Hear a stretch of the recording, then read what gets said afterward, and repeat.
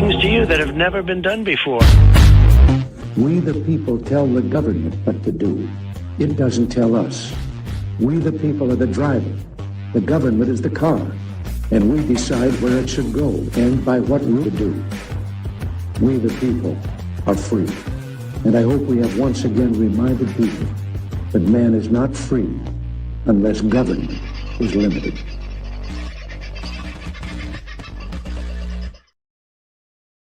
Howdy, welcome to Friday, folks. Got to be a bit happy about it, unless you're working tomorrow and Sunday, which I guess can be the case for many of us. God love you. I hope you've had a good week. You've stayed safe. You and yours haven't caught COVID or anything equally as fake. And you're pushing along quite happily. Hopefully this show will be able to give you a bit of a smile, a little bit of information, and you, in return, will be able to give us a thumbs up and subscribe if you haven't already done so. And if you have already done so, please check that you're still subscribed. YouTube do tend to play around with our figures just a little bit. Tonight, before I bring in the big fella, I want to talk a little bit further about Ben Roberts-Smith. I don't really have an update. There's not too much to tell. He's still locked up inside Silverwater Prison. But there is something that people should be very aware of, and that is the Rome Statute. Now, that states that a military commander or person effectively acting as a military commander shall be criminally responsible for crimes within the jurisdiction of the court committed by forces under his or her effective command and control. Look, at its, if kept strictly to the legal letter of the law there, that would make the head of the Defence Forces, I guess, responsible. Not sure that is the case, but certainly the officers on scene, the officers at HQ relaying orders, all of them are far more responsible for anything that happens in the field than the corporal or the private who's out there amongst it, in most circumstances. But that is something that should be kept aware and kept at people's forefront while Ben Roberts-Smith is being publicly persecuted. His reputation is trashed. The reason that criminals, the reason that pedophiles and murderers don't have their names in the press, and their names are mostly protected in the press and the media before they are convicted of any crime, is to protect them from being publicly vilified. Now, Ben Roberts-Smith has been out of active service, I think, since 2014. I think that's when he retired from the Army. He wasn't able to continue in the Army for a number of reasons we might get into one night, but my understanding is he was more or less forced out for a variety of reasons. One of which was that he was so identifiable. It would make him a target, and anybody who was with him if he was on a battlefield somewhere. So there was probably more to it than that. But he is still our most decorated soldier who, for some reason, has managed to upset, people like Andrew Hastie, who never fired a shot in anger in Afghanistan. He's admitted as much, was there, was leading a troop of 30 men who committed acts that most people would find quite abhorrent, cutting the hands off dead people and keeping them as souvenirs, in some cases I've heard, alleged. So, Andrew Hastie never shot anyone, never pulled a trigger. He did seem to have a very spectacular rise to captain, I think he was, and then straight out of the military, straight into Canning, and straight into the Liberal Party. I don't know how many medals he's got, but this thing from the AFP, who seems quite intent on hounding Ben Roberts-Smith, has got twice as many as Ben. I mean, I don't think any of them are remotely half as important, but the question asks itself, really, what did she do to get the medals? Was she an operational tier 1 operator, a specialist kicking in doors. I mean, she looks like she could kick in a door. She looks like she could probably kickstart a Harley regularly. Probably goes to the odd parade with it. But I digress. She's a highly awarded Australian Federal Police officer. As you can see, another one of her medal collections that she can't always wear. But she and her team are very definitely going after a bloke who has the three most respected, highest regarded medals for gallantry and bravery that this country can award. And doing so based on a political whim, which I find to be beyond disgusting. The other thing that I would like you all to remember is that while Ben Roberts-Smith was being discussed in the rooms of the Australian Federal Police and court and lawyer officers,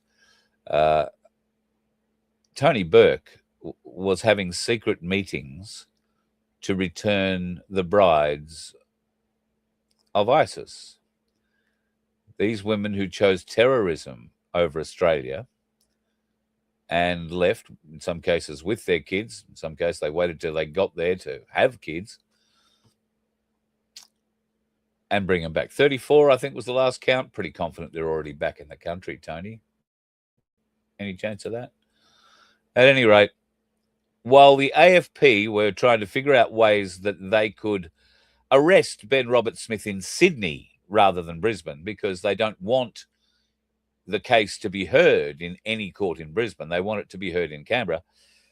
The case they refuse to look at seriously and take seriously is the Federal Home Affairs Minister having secret meetings to import accused terrorists back into the country and facilitating that through a third party. A very prominent eastern suburbs, funnily enough, I believe, Muslim man, Muslim doctor. There needs to be justice in this world, folks, and if the military, the serving military people aren't waking up to it, seeing what's been done to one of their own, and we will talk more about that in just a minute. What I do want you to write down if you're in Melbourne is this date, Sunday the 19th of April, at Parliament House, Australian flags only. There'll be a public rally to free Ben Roberts-Smith. Now, pardon me, he is due to have a bail hearing on the 17th, is my understanding. That would make it the Friday. So there is every opportunity that he will, in fact, be out of jail by the 19th. However, you only need to change the free to stop persecuting, and the rally could still be held quite well. And there's no guarantee that they're not going to lock him up again, even if they do let him out on bail. The scary thing is that if he applies for bail and they do knock it back, they don't have to bring him to court again for 2 years. It's how long they can sit him in a jail for. It is disgusting what is being done to one of Australia's, in fact, I would say Australia's greatest living hero. Absolutely beyond disgusting. And it's being done by political festering sores that are sucked onto the tit of Canberra, that we have to eradicate, folks. We have to get them off that tit. This bloke is a fellow who served Australia from the late 80s to the early 90s or mid-90s. His name is Grant C. He served with the Special Air Service Regiment, the SAS. He has started a Facebook page, and it says Stand with Ben Roberts-Smith, VCMG. And his lead post says, it costs millions of dollars to train one SAS warrior. And the sum total of all that extreme training, which has killed more SAS warriors than battle has, is to do just one thing: kill the enemy. More for all our children than for any other reason. We all sleep safe at night because of courageous warriors like our young brother, Ben Robert Smith. Where we go one, we go all. Grant C, ex-SASR Trooper, Vehicle Mounted Alpha 1.3, C Troop 1 Squadron, SASR, 1995 to 1990. Grant, thank you for your service. Thank you for your service and for setting up that group. I urge you folks, if you support Ben Robert Smith, pop along, join that group again. Stand with Ben Roberts-Smith VCMG and look for the name Grant C, who set it up.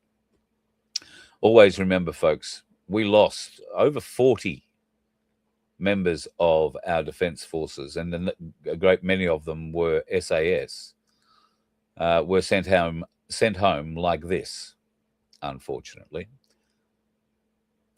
from a war zone that not one of these brave politicians in the Labor Party, I think, have ever had to consider serving in. I don't think there's too many, and if they are, they were probably they probably stayed a lot of time at the desk, is what I'm going to say. I know there are a couple through the Liberal Party who've served, and I thank them all for their service, little, large, whether they were, cooking, cleaning, or at the front line shooting. It doesn't really matter. Everybody who serves deserves our respect. However, what you don't get to do is get out and start attacking others. You don't get to forget your honor code because you want to make friends with a couple of media guys in a pretty big media organization. Maybe you wanted to make those friends just because it was a fast track into getting some big media coverage on a big network. Maybe there was more to it than that. Maybe it goes a bit deeper. Don't know. All will be revealed, though. I have absolutely no doubt. Just like 50 million Australian dollars. That's you and me dollars, Australian taxpayer government dollars, Australian taxpayer money, sent by the Australian government to the Taliban.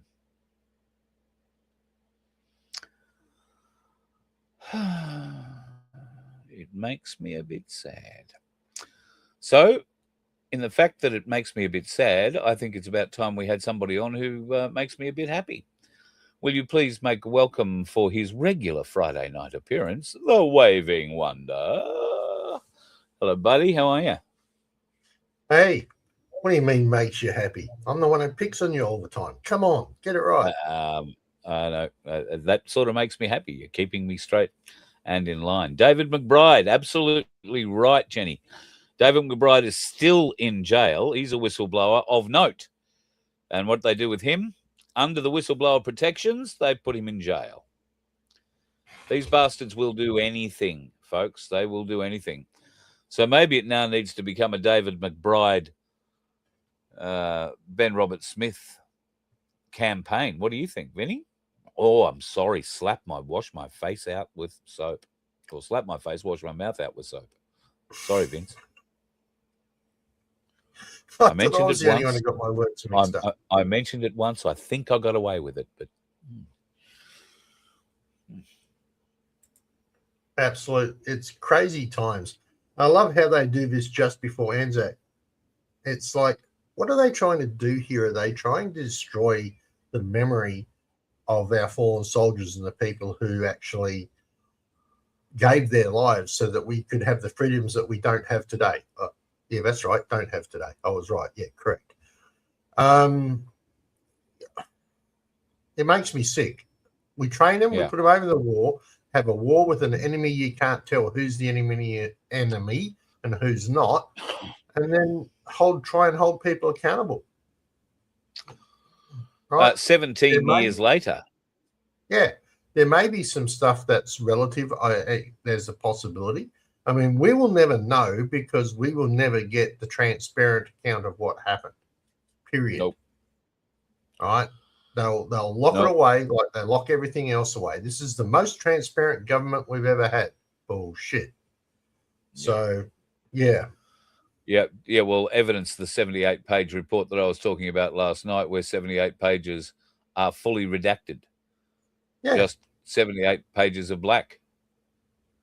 Yeah, it's ridiculous. And that's all about Australian batch numbers and, injuries related to those batch numbers. The Australian government do not want those figures released. The TGA are ignoring and hiding and obfuscating all the good things that they've been doing. But, yeah. Yeah, I agree with you, Ian, good point. Demoralising programs like the last 10 years have degraded patriotism in Australia.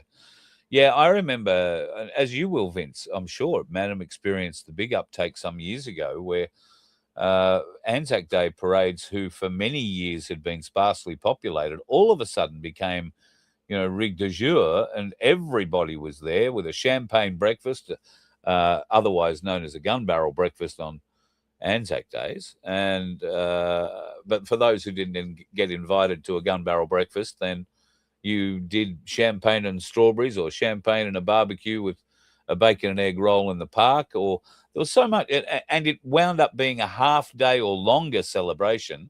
It's always a good day to go to the RSL. It's, for many, it's the one day a year that those blokes and women, for that matter, will go to the RSL and tell stories, meet up with potentially old squatties, and or just with people who served at a similar time but in a different area, and relive some memories. It's also a wonderful day for you to go and thank those people for their service. Buy them a beer. That's really what you can do, or a wine. Then thank them come for their COVID. service. As Watler says, we had to clap from the driveway. And hello, Watler. Yeah. Watler. Yeah. Good to see you up, brother. I haven't heard from you today, so I'm wondering whether or not you went back in for surgery. But nice to see you're awake. So if that is the case, that's good. Yeah, you had to do it from the but even from the driveway, wasn't it wonderful to see? I mean, I don't know what your street was like, or if you even did it, but I actually made a wireframe of an Australian digger standing with his head bowed, holding a gun. And it was really quite weird because you'd drive past it and you didn't really know it was there until you hit the right angle, and you could see the slouch hat and the head bowed and the gun out and all that kind of thing. Otherwise, it just looked like a ball of chicken wire. But I put that out the front for the morning, and everybody in the street came out. Somebody played the last post very loudly off their balcony over the whole valley, and it was beautiful, absolutely beautiful. I can't say that I enjoyed it more than going to a service.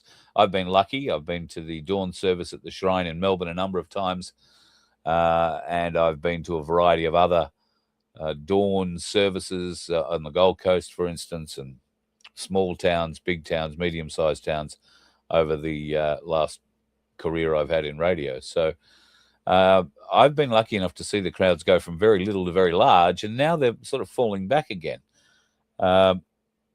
Patriotism, folks. We've been told that we can't be patriotic. That, to be patriotic, you're going to get branded as a sovereign citizen. If you ever have someone come up and call you a sovereign citizen, just explain to them that you're very sorry, that for 2026 you've given up on people who will admit openly and freely that they're twice as stupid as they think they are. Because if they can put sovereign and citizen together and think that they are being intelligent, they are twice as stupid as anybody would generally give people credit for. Only do that if you can explain the difference yourself between sovereign and citizen, mind you. Okay, I can. Well, at least my take on it. Oh, good. That's good. Okay, so a sovereign person is somebody who has the ability to change the laws of a country, right, which we all have through constitutional referendum. A citizen is somebody who chooses to obey those laws that have been put forward by Parliament and the Constitution. So, in fact, you can be both, because you have the power to change the laws and you also have the ability to follow the laws that are already made. But That is a choice to do so, right? So we choose to follow the laws that we as sovereigns created in the first place. What came first, sovereign or government? Well, sovereign came first. So the answer is yes, sovereign is above citizen by a mile. And we can always step into our sovereign position at any time we want. But they are two separate positions. Desi Freeman might argue with you on that point. Well, you have to wait till I get to heaven to do that, but yeah. Well, any living sovereign who is pushing forward that argument, who wants to, how did you say it? The sovereign is with the ability to change who can step out of the citizenship governmental system whenever they like. Except we're seeing that they really can't. No. Because the government system has tricked people into believing that all caps letter name of theirs is actually their name, rather than the straw man that it represents. But getting back to what you said previously, if a sovereign is above government, yes, if a sovereign is therefore supreme, correct, then the government can only work with the sovereign's blessing. Yep. Now, in this case, the sovereign was dumbed down into a royal personage, but as sovereign people, are we separate to government? Are we still separate and above government, like the sovereign royal person? Yes. Yes. Right. When we choose to step into that position, that is where we stand. So what you're saying then is that we choose to let government make laws and rules over us. Yep. And we can step out of that. Abide by. That's the citizen part. We choose to abide by. But as sovereign people, we can step up and make or change those laws, because we're above the government in the long run. It's a weird sort of situation. It's a choice to be a citizen and follow the laws, but we can't say that we're not going to follow those laws because we're sovereign. So essentially we need to fill the parliament. What you're saying is we need to fill the parliament full of sovereigns so we can change the laws. Yeah, correct. Effectively, yes. I think if we filled the parliament full of sovereigns, they'd burn the parliament down and we'd start with a whole new set that basically says, see, read the 10 Commandments. Yeah, pretty much. You know, it's a weird situation, but yeah. Yeah. So, well, it's weird because it's been abused. It's been defiled. It's been changed. And the meaning, well, the media or whoever it is, the media or the police, the intelligence, and I say that with a bit of a shake of the head, the intelligence agencies have come up with sovereign citizen as a something we can say. And yep, it is an oxymoron, Jenny. You're 100% right. You can't be one and be the other. It is absolutely impossible. And God help the policeman who tags me as a sovereign citizen. I want to clarify that. All right. She's right in what Tim says. And that's what I'm trying to get across, right? Is that the sovereign, you have two positions and you either choose to be in one or the other, but you can't be both.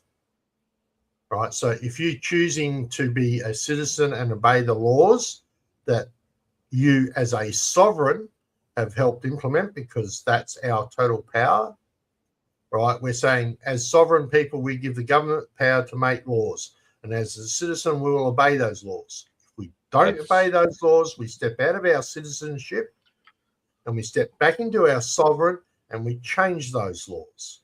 That's what I'm trying to say. They're not one and the same. A sovereign citizen doesn't exist. We are either a sovereign or a citizen And it depends on where our stance is on a particular subject. As sovereign, we've got the ability to change that law. But our only way to do that is to get a hold of the parliament and make sure that we have the right people in there, or kick out the current corporate government and put in a new government that actually obeys the Constitution.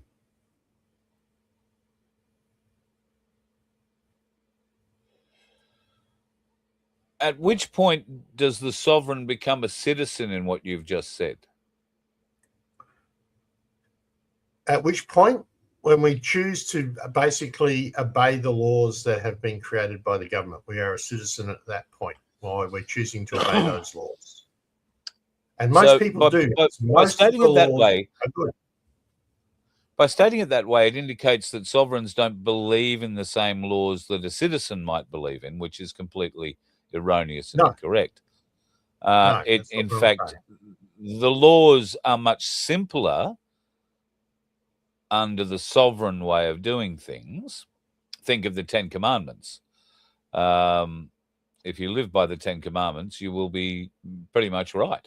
There are really only 3 that you need to worry about to be a sovereign.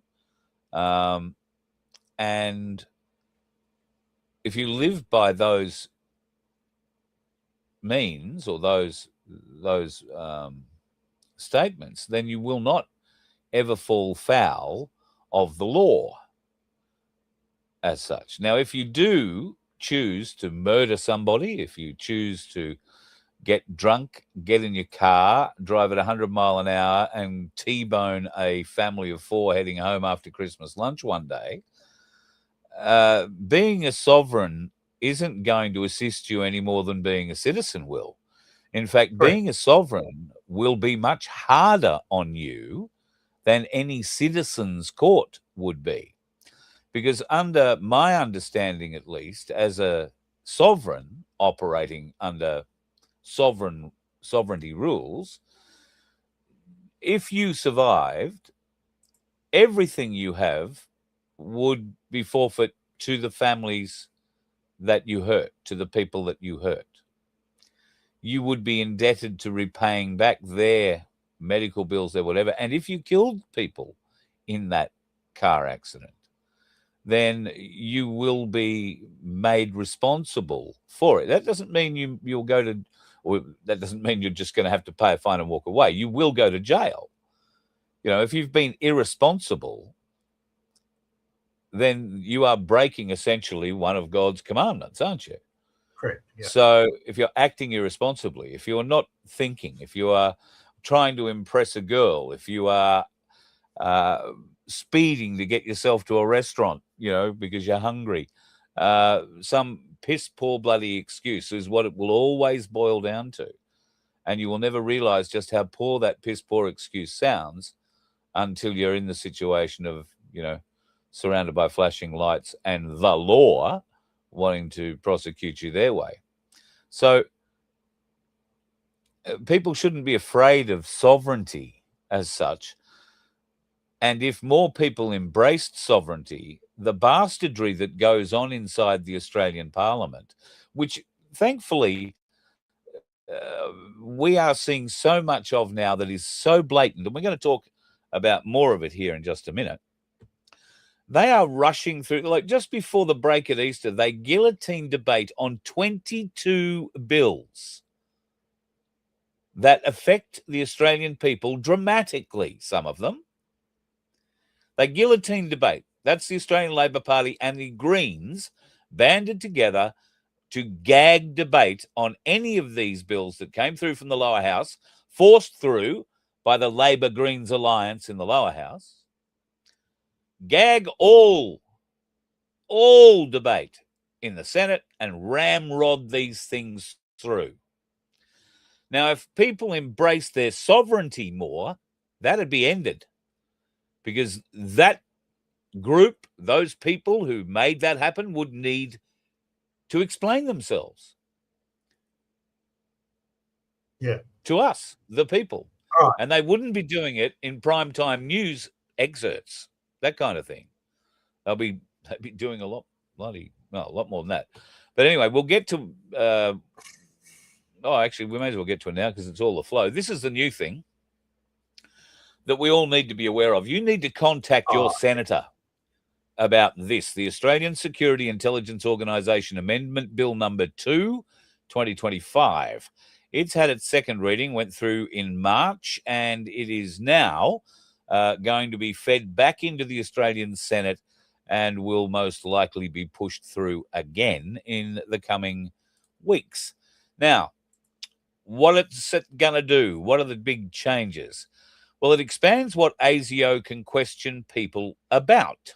Some of this doesn't sound too bad until. So, sabotage, communal violence. I'd like to see how that's defined.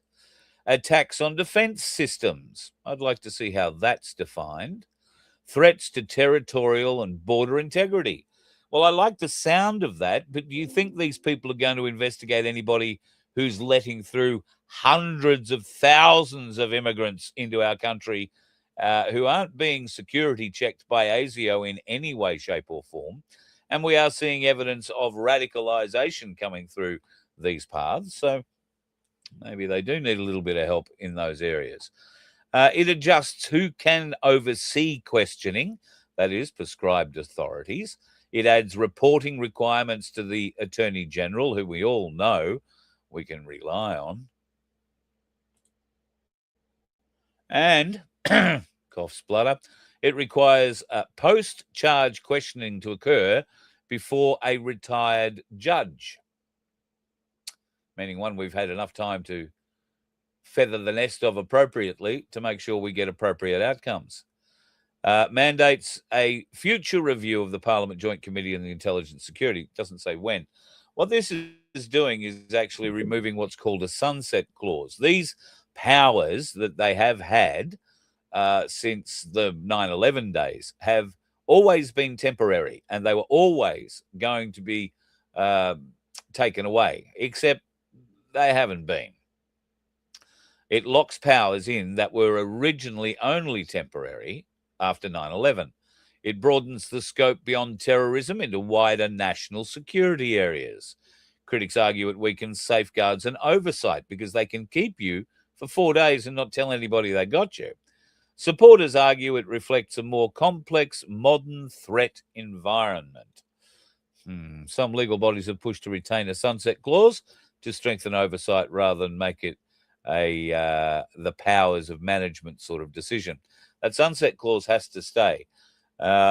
If any of these powers have to actually stay, they should be reviewed every 12 months. That's my opinion on it. And tonight, while it isn't our question, we can now do, very excitingly, polls. So I'm very interested in learning about polls that we could use blockchain voting and all that sort of stuff. So tonight, I want to know whether or not you would use it. So here is, I should have put this up earlier. Here is a poll. Oh, it doesn't work well when you've got a head there. Now, I don't know whether or not you get to click on that or how this actually works. Where can I put it where it'll be? I can put it over Vince's face. That'd be nicer. Over his head.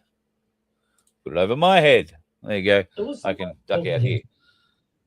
I don't know whether or not you can click on that and do anything with that poll. It's nice that we can have a poll. It says that you can interact with it live. So good luck, folks. Let's see whether or not you can interact with it live. It's a bit of a dummy poll. But coming up, we will, if we can get it working, we will try and do a few more media polls with it, because we're very interested, obviously, in what you have to say. And on something like this, where they are going to be removing more of our freedoms, many, many more of our freedoms, I think we need to kick them fairly solidly in the gahoolies on this one and make sure that it is rejected.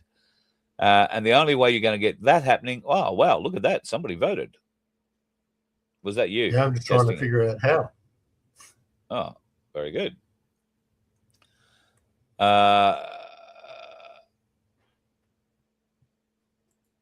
I'm too scared to bring it up on another screen. The old computer here, she's about as hot as I've had it in the last couple of days. It had a... Now, here's an interesting problem, folks. Sticky numbers. I have not dribbled anything into this computer, I promise you. There is no reason for the number 1 to be sticking anywhere. But I have been turning the computer off, letting the whole thing cool down. Like, it's quite cool in the mornings when I go to start it up. But when I go to start it up, the number 1 keeps repeating. So I can't type in my password.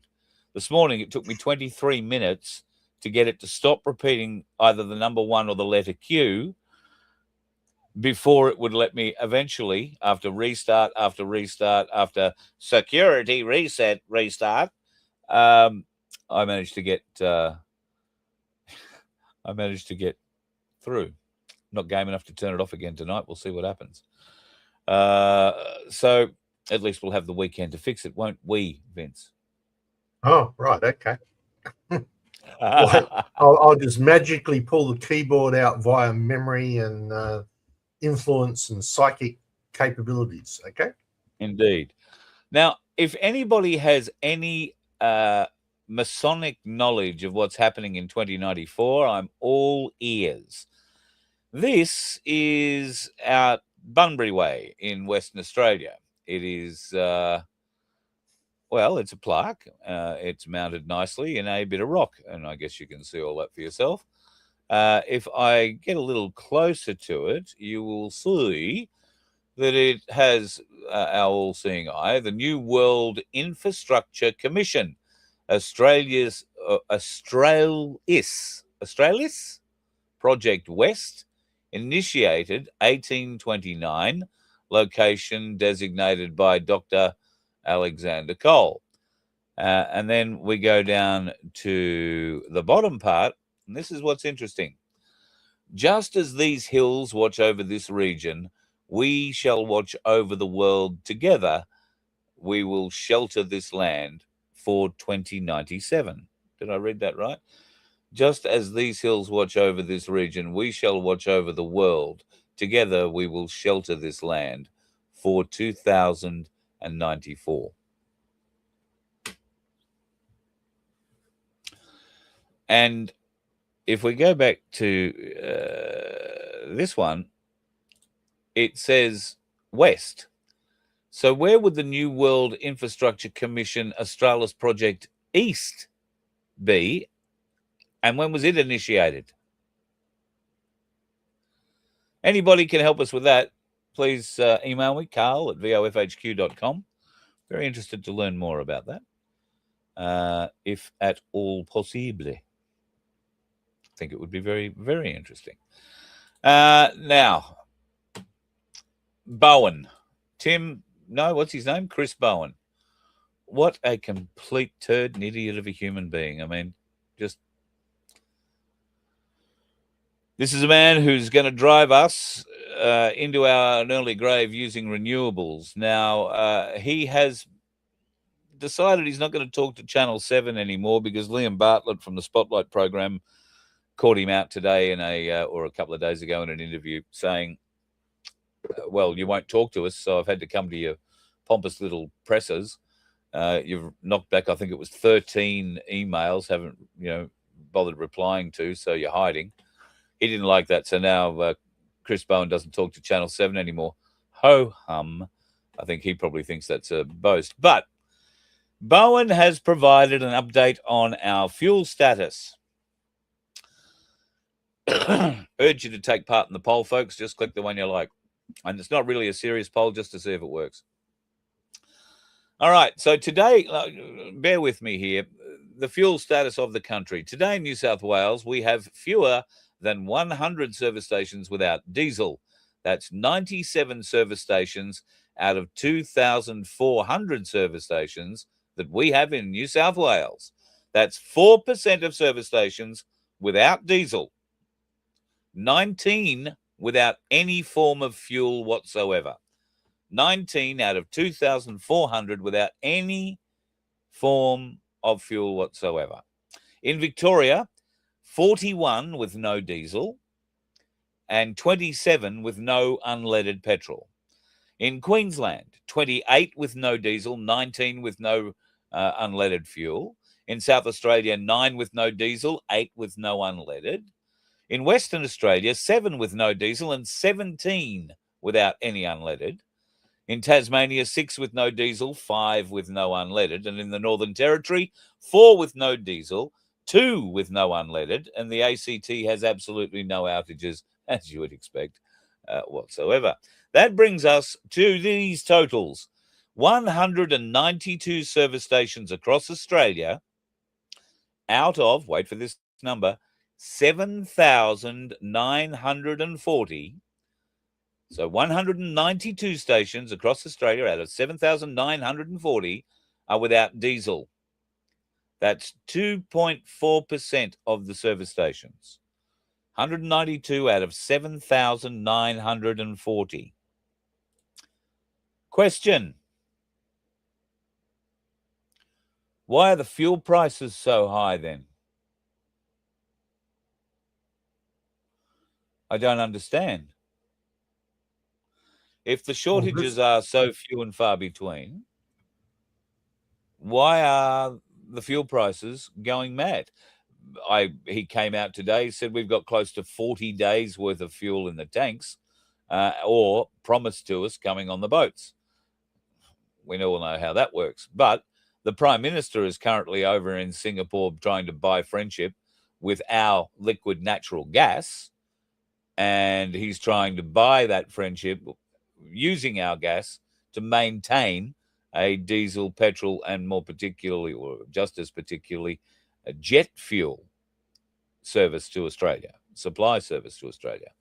And we do have a big stick to wield there with the LNG. We've got a big stick to wield. But is Albanese, do you trust him to go and negotiate a deal where it's actually beneficial to Australia?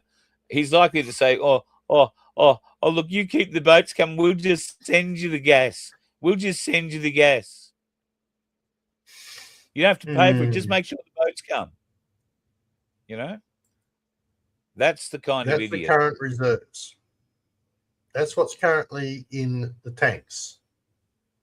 34. Oh, okay. Well, that's dropped a lot from what I saw the other day.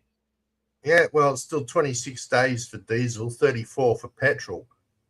So I'm trying to put this over why the hell out of the way? Why the hell are there service stations with no fuel? It hasn't changed much this whole time. It becomes down to the distribution thing again, I think, and that's because there are certain independent companies who aren't being fueled for whatever reason, who aren't being refilled at the likes of. They just need to make that just a bee's dick smaller, don't they? Really? They do. Or we need to change our lookout. Maybe do something like this. Oh, look at you. Look at you. And I'll lean this way. All right. Look at you. I think we really need to be questioning the refineries here. If you live near one of those refineries, I would love you to keep an eye on what trucks are going in and out. And if they are only big four fuel company trucks, are you seeing the independent fuel suppliers going in and going in empty and coming out full, not going in and just topping up the tanks in there, which I don't imagine they would be doing. But we're not hearing too many good stories about independents being able to get their fuel from their normal providers, their normal distributors. And I was talking about one the other day. You'll find it on my Facebook page if you scroll down. There is a fellow who has had to come all the way from Queensland, 150 kilometres shy of Brisbane is where he came from, had to go down to Tamworth and get a cross fill down there out of a distributor down there to bring that fuel back to Queensland so that he could look after his customers. Ordinarily, he fills at the Lytton refinery, as do most, if not all, independent distributors in Queensland, particularly in the southeast corner. As you go further north, there are distributors obviously in a few places going further north. But one of the big on-road fuel distributors is Emerald Fuel Supplies, and they're responsible for, I guess, a lot of the mining contracts and a lot of the farming contracts that are required out west. But boy, they are some of the biggest fuel trucks you'll ever see. And if you haven't had the opportunity yet, I don't often plug Topher, or Topher. Topher's decided he wants to speak better, and I love it when people decide they want to speak proper R's, because if you're going to speak properly, your R should be very pronounced. Yeah. So I think Topher is trying to train himself into it at the moment, which I'm finding a bit amusing. But then he'll come out and say kilometre. If you want to be so precise that your R's are always being rounded and rolled, then please understand that there aren't 50 motters in a 50-motter swimming pool. They don't run the 100-motter dash at the Olympics.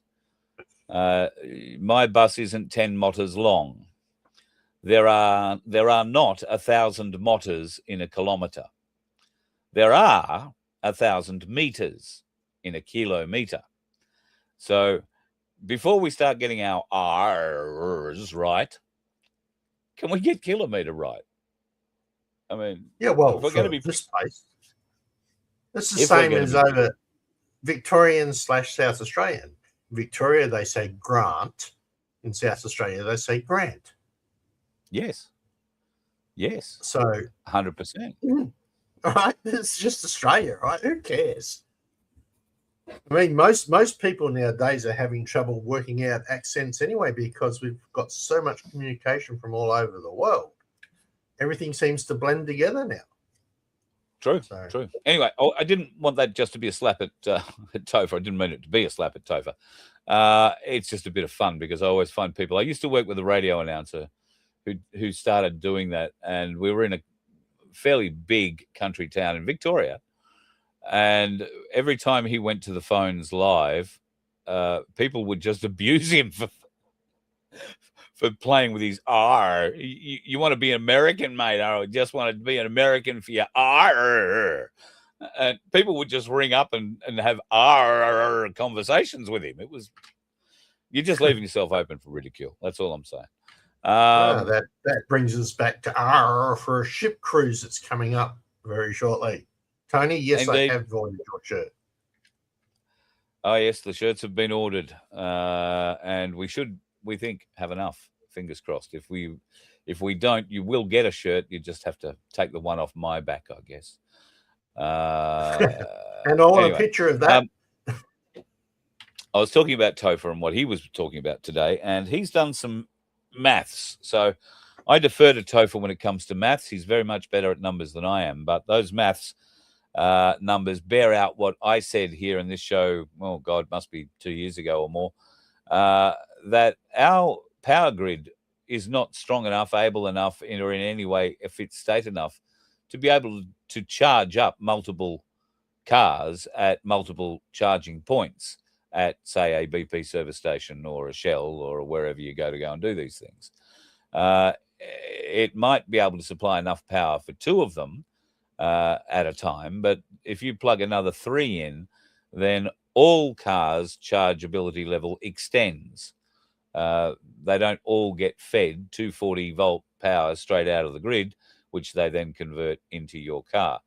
They only get a finite supply, and well, there's always a generator that you could attach, and in theory, if they've got a big enough generator, they would be able to provide enough full charge to, say, 4 or 5 stations at a time. But I don't believe they works that way. They have a regulator on it, a governor on it, so it'll only put out a certain amount of power, and that power is then distributed across all of those terminals. So if you've got 1 car plugged in, you'll get a fast charge really fast. But if you've got 5 plugged in, it'll take you 5 times longer to get that charge.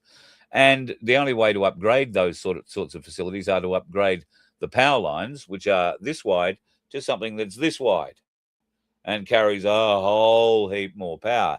And the maths that he did was on how many charges of energy a fuel tanker gets. So one fuel tanker, a B double, if you like, fuel tanker, one tank on that B double fuel tanker, how many charges worth of energy do you think a car would get out of that? If the fuel was converted to the amount of charges, how many charges do you think you get?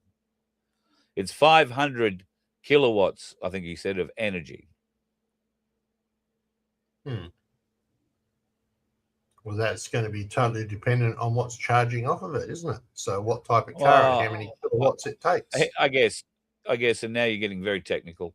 But it works out that one tank of petrol offers over 7,000 recharges worth of energy to cars with an engine that can run it, whereas that's one truck, whereas one charging station can't supply 500 kilowatts of energy to one car now.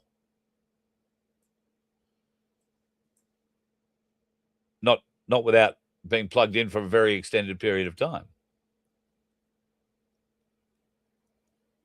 So our network, what he's essentially saying, is never going to be able to charge large volumes of electric cars, because to do that, they will have to rejig the entire power structure and put much bigger power lines in everywhere. And that will make it unaffordable to the max. I mean, they're having a hard enough time trying to convince people renewables are the way forward now, when you've got to replace every power line in the nation with something that's this thick. How much do you think that's going to cost?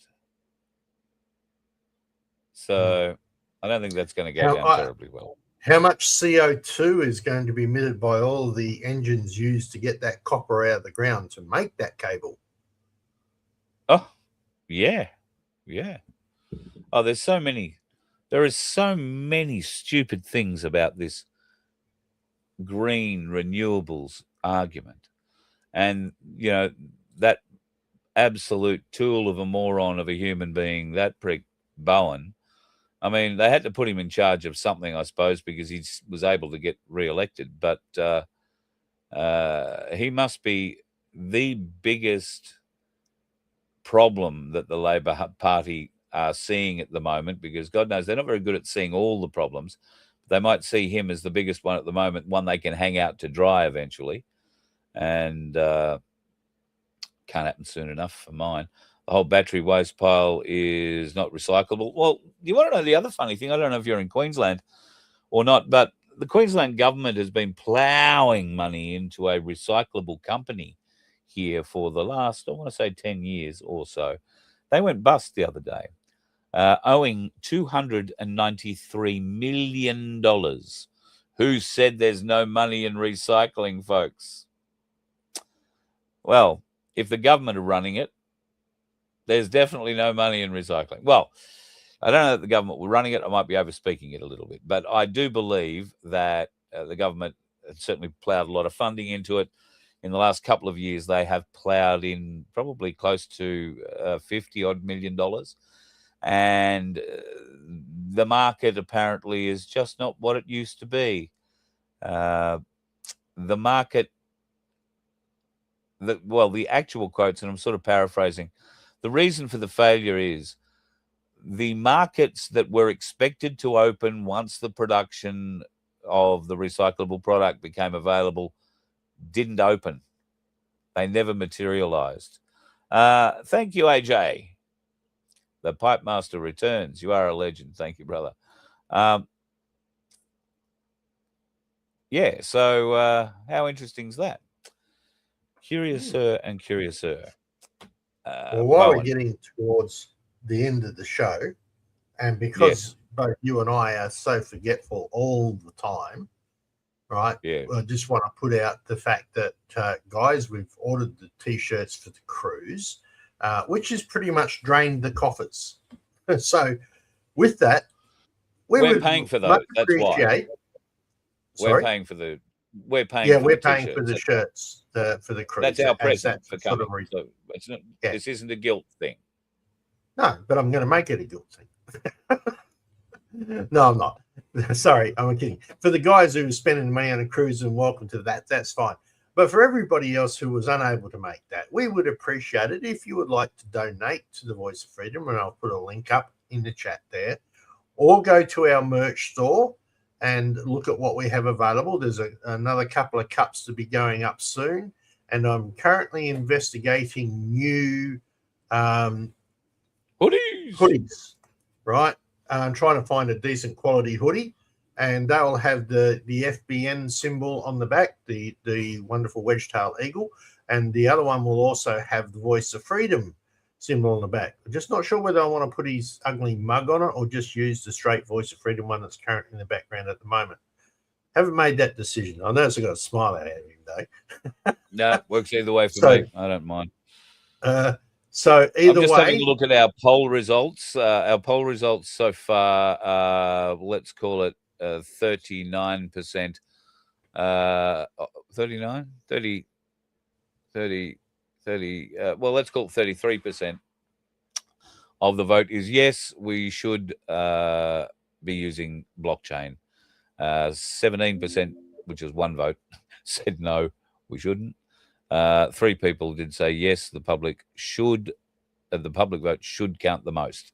I believe we should be able to oversee our government, and I believe we should be able to have input into government decisions, like this ASIO thing.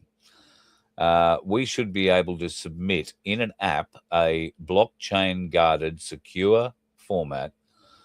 We should, as registered Australian voters, we should be able to send in an answer to a question like that. Do you support the passing of the ASIO Amendment Bill number 2 in the Senate today or tomorrow or next week or whenever it is? And you have a poll like that, all you've got to do is hit yes or no. That is you giving your approval. Yeah, I don't mind ASIO having more powers and taking my freedom from me. Or no, I reject that. Or maybe there'll be a third option that says yes, but with restrictions. Or no, not at all, or under certain circumstances. There might be other ways. But you can split the vote, and the Australian people can have an immediate say. Those numbers could come up in the House or the Senate on a digital scoreboard immediately.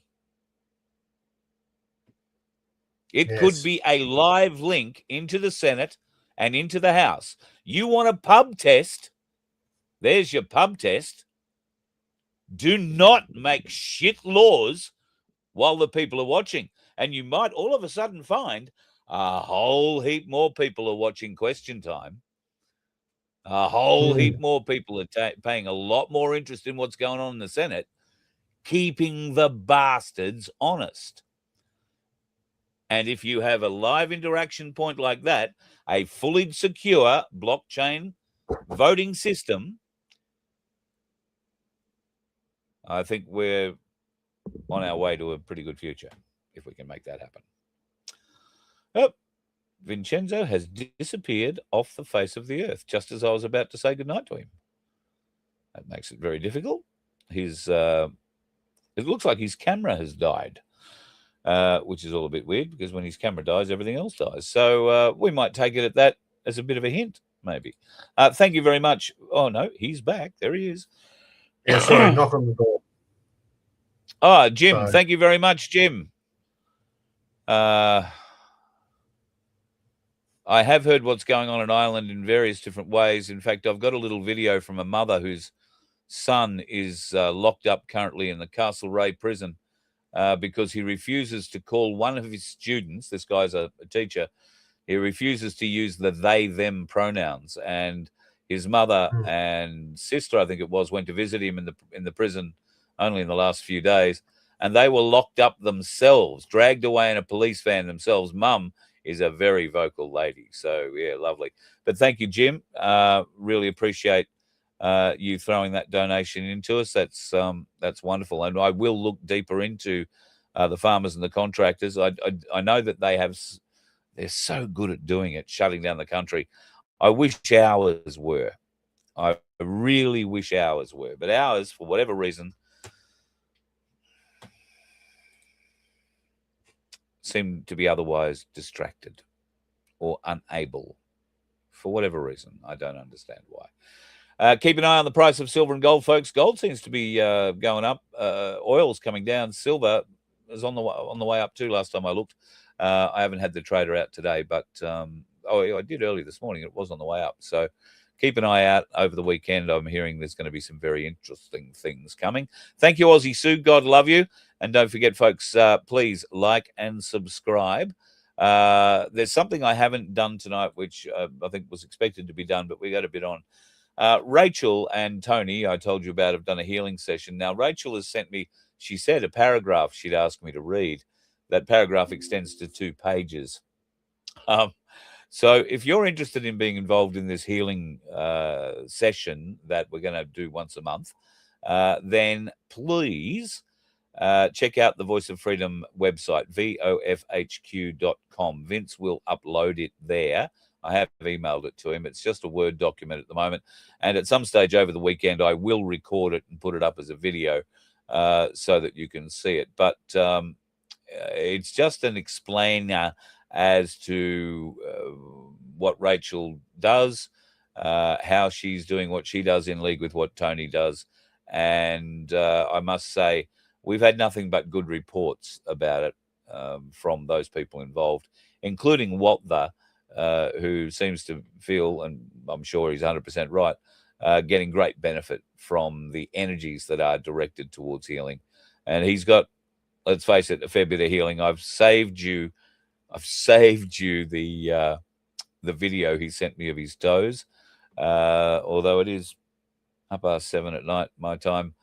No, I won't play it. It'll put you off your meal. It is very black. If you've ever wondered what it looks like, think frostbite. That's what it looks like. But we're aiming to fix it as soon as. Jim, thank you again. Wonderful human being. Apparently the army refused to move him. Yeah. I have heard that in Ireland, the police are the problem. The Garda. I'm told that they're not the execution arm, but they're the enforcement arm. And I don't know that the British military are moving into all parts of Northern Ireland, but we've shown in the past that the folks of Northern Ireland are banding together rather than fighting each other, and Catholic and Protestant coming together to work against what is being done to their country. So, all things being equal in a beautiful world, I think we're going to see a lot of really good changes. All right, the Waving Wonder is back briefly. He keeps popping in and popping out. So why don't you wave and go? Love your work. Thanks, brother. Vincenzo doing all good things as he does. And you have a wonderful weekend. Go forth, do all the wonderful things that people do on the weekends. Maybe you'll go fishing. Maybe you'll go flying. I know a few paragliders.